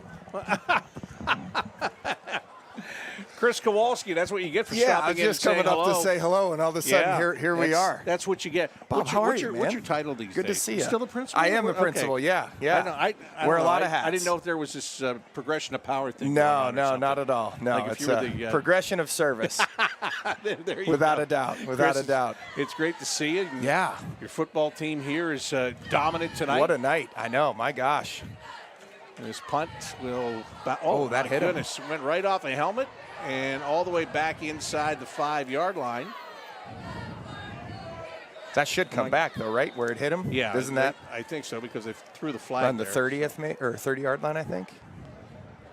So what's up? What's going on? Not too much. It's a beautiful night. No, Just I know, wanted to when come you up say and not say too hello much, to. that there's not Well, too much yeah, going on no, at this I mean, moment. But yeah, there's a right. lot going No, on there's for always you. going on. No, it's been a great start to the year. We just got back as the administrators. We had a day-and-a-half-long retreat with all high school and elementary administrators across the whole diocese with the Office of Catholic Schools. So that was a beautiful way to spend the last 48 hours. I don't know what's going on in the Waterson DeSales game, but it was kind of neat to have us all together in one space, you know, and then with us playing St. Charles and Waddy and DeSales taking on 2 here for a great Week 6 battle. So, but no, we're things are off and running. Already halfway through the first quarter, hard to believe. And fall sports, you know, football's still going strong, but a lot of fall sports tournament times right around the corner here too. So hard to believe we're this far into the year already. Feels like we just started. Golich is still in the game, and he throws that ball out of bounds on the far sideline. Fall sports, but it still feels like summer. Yes, really does. Really does. I'm saying, Which is not it's bad. nice. You're wearing short sleeves. Yeah. I've got long sleeves on, and it's a nice, break finally. I mean, we played earlier this week out at Bexley on Wednesday night. I mean, it was still felt like it was in the high 80s and humid. You know, it's just I'm ready for some fall weather here for sure. I know, but when you're looking to sell tickets, this is a pretty good. Oh, absolutely. Pretty good weather to sell tickets. Yeah. Well, you know, I tell you, what a great crowd considering too. Like when you're off school, you don't necessarily always get the kiddos to come back, you know, because you're kind of out of routine. So from both sides of the stands are pretty packed here. Pass over the middle, that is complete, and that's going to be a Hartley first down. And Xavier Napier makes the catch. You were talking about playing, you're coaching. Yes. Coaching soccer. Coaching girls soccer. And how's it going this year? Doing great. We are just got a really great competitive team. I wish, sometimes the results match the effort, and the kind of the competitive nature that you put in. But we're playing a really tough schedule. Really proud of the girls and their efforts. Both my boys are playing on the boys soccer team too. So I'm here just about every night right now, for different reasons, and have really enjoyed, getting back onto the high school sideline, but then also watching my boys thrive. In the program that I spent many of my years before too. So it's, you took a little break. Right. Took a little break, coached them in club, and kind of went the dad route there for a little while, and now back into the fold. And just, I love everything about this community, and being a dad and having 2 here now, watching them excel in the classroom and on the field. I mean, it's like there's nothing like it. just to know how special this place is and what it does for our kids. Well, it's always great to see. Yeah, I know no. you were just trying to I get was just in and gonna say, out. I was just coming in to say hey and Yeah. shake two beautiful men's hands and That's what- end up joining the broadcast again. Randall, I don't know. Tonight, if anybody has come in, he's quick to get that headset up. I don't know if it's me. I'm not sure. No, you know what? Randall, just know the next home game, I'm just going to wave from you from the 50-yard line here, and you know, and I'll just set you up some pizza. So, Hey, boys, great to be together. Chris, great to see you. Appreciate all the work Thanks that you for do having for us. us. Thanks. All right. Running clock here with 5:45 to go in the third quarter. That Hartley first-team offense is still on the field and still making a drive here. Got themselves set up for a 2nd down and 4. Golich looked one way, nothing there. Runs to the near sideline, throws, and that ball is caught. Oh, my goodness. How did he thread the needle on that? And that was like a little sideways, and he did a double pump with it. I mean, this kid, he's getting better and better as the year's going. Like I said, he's starting to understand his role and who he is and the skills that he has. Watch him he's coming left. He's running left. Throws it with a little side sling, and whoo. Look at this. There are 2 guys there, and he finds Isaac King right in the middle of it. And like you said, only throw it to where your guy can catch it. That's the example. They only got 2 yards on that, unfortunately. So it's 3rd down and 2. Lathan is set up alongside of him as the running back. Fakes the handoff, throws it on the quick slant, and he missed King. Well, if you wonder why is the starting offense still out there, it's 40-0. What are they doing? They're doing this. They're working on plays that they want to utilize later in the year, such as that one. Absolutely. Absolutely. And that right there, for Isaac, when he goes back to watch the film, you have to run through the ball because he's thinking of safety sitting there. I saw him slow down a little bit. Just run through the ball. Trust your quarterback. Your quarterback's going to get you the ball in the place that's supposed to be right for you. Golich is just going to keep it himself, and he's got it up to the 20-yard line. That'll be a 1st down. Hey, we got a tush push, right? Yep. All right. Look at that.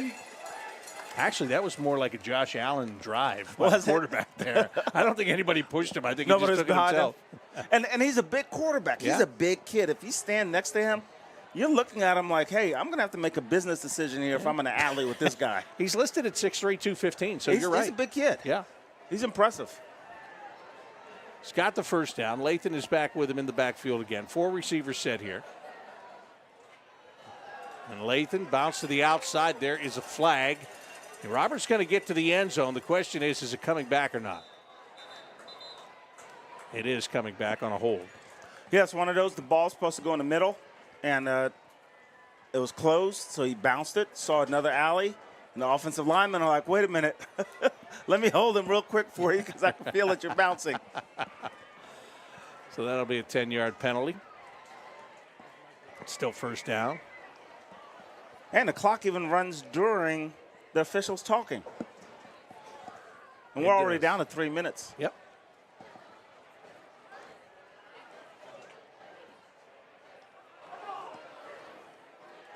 On the play clock hasn't even started yet.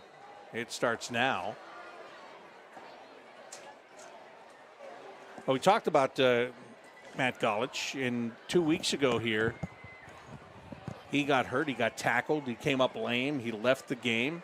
It was a situation where I think you hold your breath if you're the Hartley Hawks. I mean, Yeah. he's your guy, and he's your field general out there.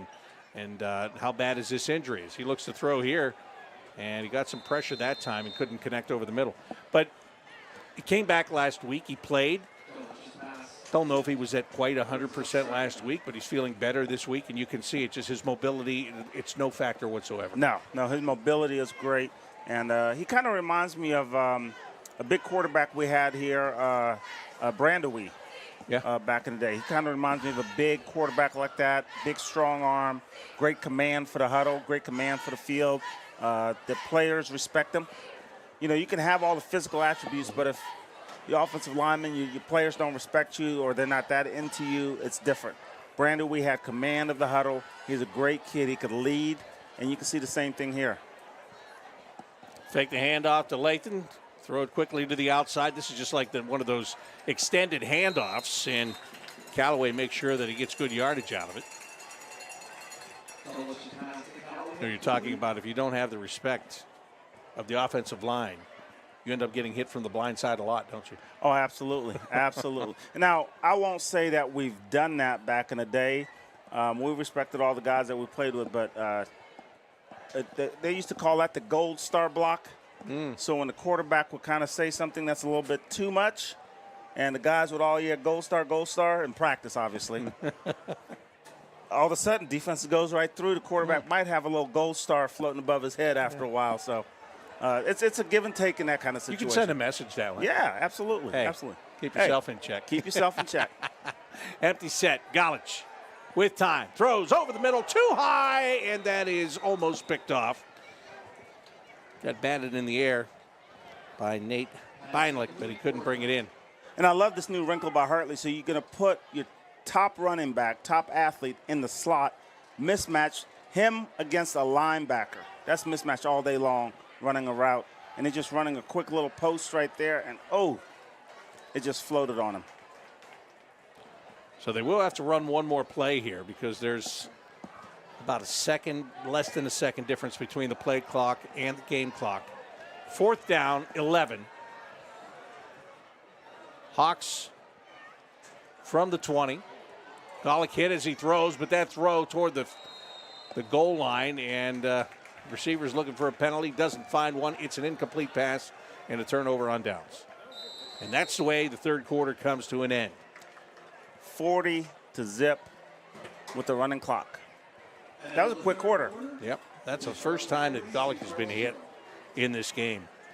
And just coming off the end was Michael Zarek. He gets up there and he lays that hit on the quarterback. So I think, in my opinion, I would say he's done for the night. Being quarterback, let the youngins in and let them play with this running clock, get a couple reps in, and continue to move the ball forward, right? Yeah. And you can see with the defense going out on the field right now, looks like that's exactly the direction that the Hawks are going. And the Hartley faithful are loving this. This is their new year. This is their party. This is their everything, right? Except for when we have Jack Ryan week. And we're the only school in Ohio that has Jack Ryan week. So that's if the Hawks make it to the state championship game. That entire week at Hartley is dedicated to Jack Ryan, and that's Jack Ryan Victory Week. There's a little pass out to the left and not going anywhere, quite frankly. That's just to get back to the line of scrimmage as Ben Nicky makes the catch. Oh, I see some young guys out there. Look for the Skittles to drop out of their shirts when they're running. The flag on that play, and it's going to be against St. Charles. And it'll back them up. And I see Caldwell still out there. He's kind of helping them along. And I think at the beginning of the game, they kind of wanted to challenge Caldwell. They didn't think he'd be a run stopper until he went up and smacked somebody in the mouth, and they said, Coach, don't run that way anymore. This guy hits just like his dad did, hits just like his granddad did. So I think he's going to be a good one. Quick handoff and room up the middle for a moment. And a good job on the tackle there, turned in by Odin Mertz. And it looks like St. Charles put some of their young guys in too. So everybody's kind of getting a hint here. Watch Mertz, number 10, in the defensive backfield. Safety, he'll just come up and he'll read this play, and bam, there it is. Nice. Here's another running play, and this time St. Charles does break free, and they get all the way out to the 43-yard line. Now that one kind of came out of nowhere. Liam Allwine on the carry. Yeah, it gets a nice little pop, has a nice alley, it has a good read, good little stiff arm there, and then he just takes off, gets a couple more yards. So 1st down and 10 for St. Charles. Those have been few and far between tonight. 2 receivers to each side for them here. And a lone sent back. They put Nicky in motion. And he started moving forward too quickly. He was running along the line. Arena football, you can do that. He was running wrong along the line, and he broke and started to go upfield too early. Arena football, Canadian football, right? Right, that's right. That is well, right. and this is what happens when you have the wholesale changes. Kids that aren't used to playing on Friday nights, lights are out, their parents are in the stands, they're excited. and they're just happy to be in and get their first little experience. So this is good. Good for them. Get the jitters out. First down and 15. Allwine gets it on the handoff, and again, he's got some running room. It's taken down about 4 yards shy of the first down marker. That's a good read by him. Great cutback. He saw that the hole was jammed up, so he just cut it back to the left a little bit, found a seam, and went with it. And Hartley's defense is getting cut at the line, so he's got to keep them off their legs. Gain of 11, second down and 4. Another handoff, and Allwine's got the first down, and he will get inside Hartley territory to the 30. Now again, he's found some running room, but it's against the second team defense that is in there now, and a lot of young guys, and maybe some third, I don't know. But just some young players trying to get some experience, and he's taking advantage of that right now. Yeah, I'm watching the youngins move a little bit. They're a little apprehensive. They're going a million miles an hour in their heads, trying to figure out where I need to line up, what do I need to do, and where it needs to go. Hartley takes the timeout. And this is kind of what we're talking about, Randall. You want to take the timeout here because, you've got a 40-0 lead. It's not even about that right now. It's about, let's set up the system here. Let's stop these runs. Here's how we're going to address this, right? Right, and you got to have some pride because the first team, they want that shutout. So as a defense, you got to have some pride. Now you're letting the younger guys, okay, you can put your hand on the wheel. So I'm going to let you out the driveway with the car now, and I'm going to trust you to do it. So we got to call a timeout because things aren't going the way we expect them to, get some things realigned. So they come out of the timeout. There's a first down and 10 for St. Charles.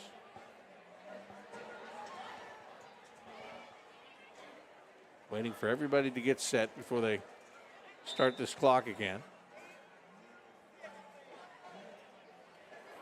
Going to have them add time to the clock. Going to put 8:26 on the clock.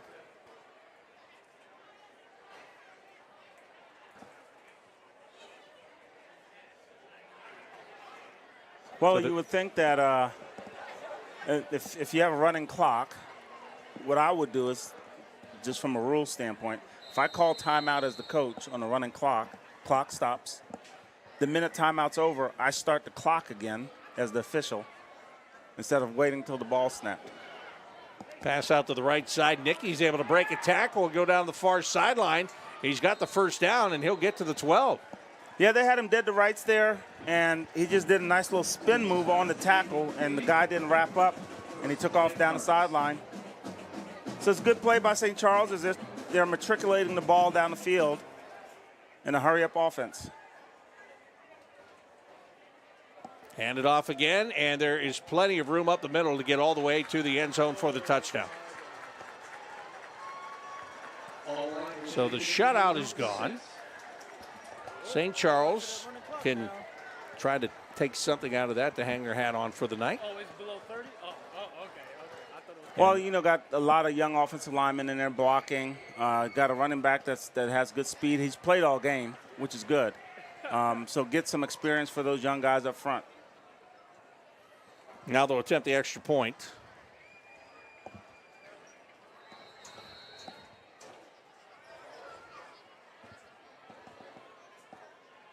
Bit of a high snap, but they bring it down and kick the ball through the uprights. And it's 40-7. Well, and their kicker had good rhythm. Yeah. They snapped the ball and had good rhythm by the time the ball got back there to go. And so hopefully Hartley's kicker can see some of that. And usually kickers are kids that usually talk to each other. So they'll probably get some pointers and tips from each other after the game, have some conversation about that. So the Hawks will get the ball back. The clock is stopped right now because there was a touchdown. So it's stopped with 7:05. And we'll return to. We'll start turning again here as soon as Hartley receives this kickoff. As you said, there's a good chance the first team offense is done for the night. I'm hoping so. Yeah. I would get the first team quarterback out of there. Yeah. You got a long season ahead of you still to build, right? Exactly. You don't want to have anybody dinged up or nicked up. Well, if you go back 2 weeks ago when he got injured in that game. It was a game that was out of hand. So, yeah, I think That's what nobody happens. touched him all night. He just got touched the last time that he was on the field there. So I agree with you. Now Yeah. would be a good time to just forget about it. Yeah, hit the showers, bag it, call it a day. End over end kick, and this one is going to roll through the end zone for the touchback. They have a good kicker. I wonder if he came from their soccer program. He has a good leg. It's very possible most of them do these days, right? Yeah, absolutely. Come Come over from practice soccer. one Yeah. day a week, Yeah. kick some balls one day a week. Could you imagine? Just show up, kick a couple of balls. And then you're done. Hey, I need you to be there on Wednesday at 3:30. We're going to snap some balls and you kick them. All right, it's 3:45. We're done. See you on See you Friday. Friday night. Now, in the meantime, he's going to go play 2 soccer games. Play 2 soccer games. Right. And when we see Friday, don't miss. Right, exactly. It's a tough job. Yeah. It is a Oh, tough yeah. job.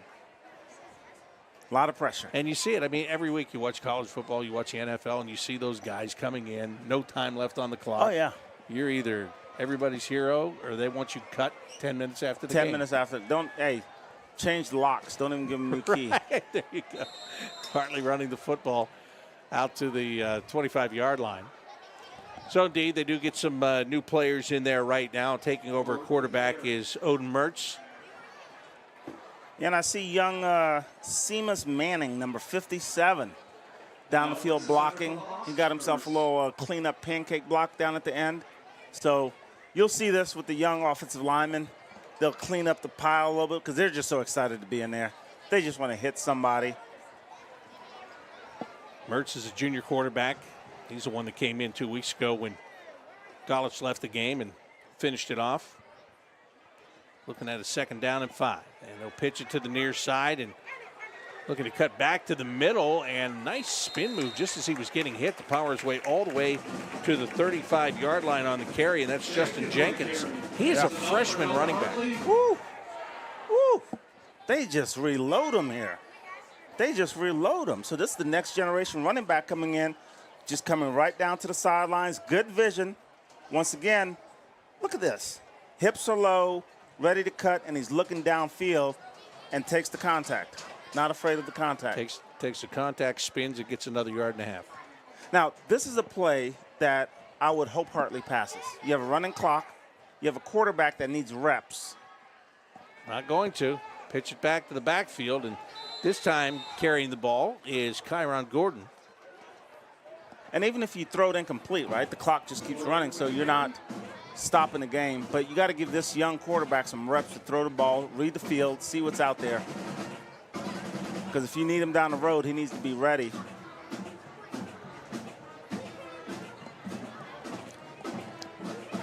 Yeah, they just got 2 on that run. Under 4 minutes remaining here. And I think we got number 58 in there, Chris Bond, playing right tackle, I believe. So all the young guys are starting to get in there. Mertz, pitch again. And this time there is no running room for Justin Jenkins. Well, it just basically ran the same play 3 times. So Yep. 3rd time's a charm for the defense. That's right. Big loss on that one. It'll be a 3rd down and 12. Well, that's why I say in 1st and 10, let it rip or let the quarterback at least get some kind of rhythm to throw the ball and feel it in case you need him to go in and do something down the road.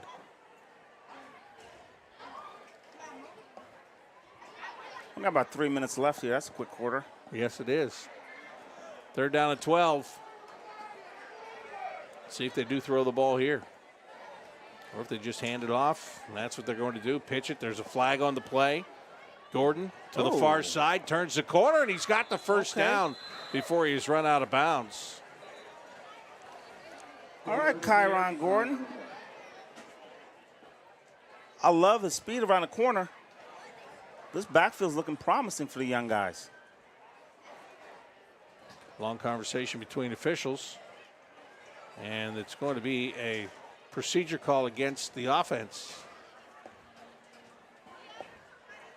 Oh, it's funny when you see the young guys trying to line up at receiver and they're like 4 yards over the ball. Yeah. And the official tells them, son, you lined up on the wrong side of the line of scrimmage. You'd have to get back. They're just so nervous, and they're excited. And we got Big 74 going in now. We're getting all these kids playing time. Little freshman in there, Alex Durson. Well, we're looking at a third down now. Third down at 27. Nope, they're going to move it. Third down in 22. Taking them so long to get the ball spotted, the game's almost over. Down to a minute 34 remaining on this running clock.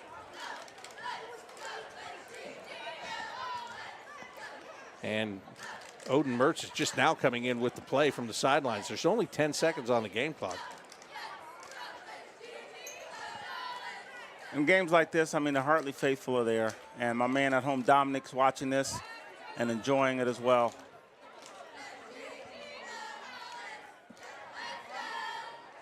Mertz taking his time. They had reset that play clock. It was down to 10, and then they reset it to 25. He will pitch the ball back.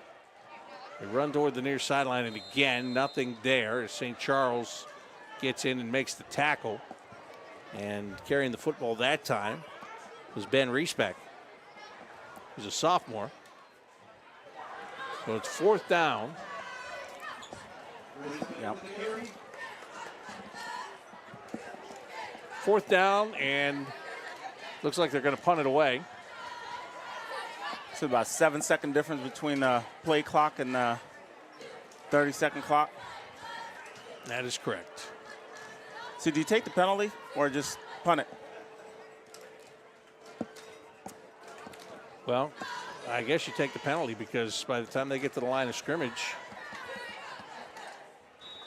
they're out of time. And the clock keeps running, so they're not going to play any more tonight. That's it. That's the game. So that's why they did what they did. Yep. So there it is, 40-7, the final score. St. Charles got a touchdown here in the second half with the Hartley young players getting into the game and getting an opportunity to play on Friday night. But Randall, this all goes back to me, this is nothing about St. Charles. This is a program that's trying to, build this football program, and they're in the process of doing that. For Bishop Hartley, this was a game where they wanted to come out and just do the things they feel they can do the best, and that's what they did for the bulk of this game tonight. And I think tonight was the game plan was to really develop the quarterback, gain some confidence, run some plays, put some new wrinkles in where you have your elite running back going out into the slot matched up against a safety or a linebacker. Your receivers are going on some deep routes, so you're stretching the field. And you can see the display of the kid's arm. He's got a cannon of an arm. Offensive line did a great job protecting. Pocket was solid. He only got hit once or twice maybe.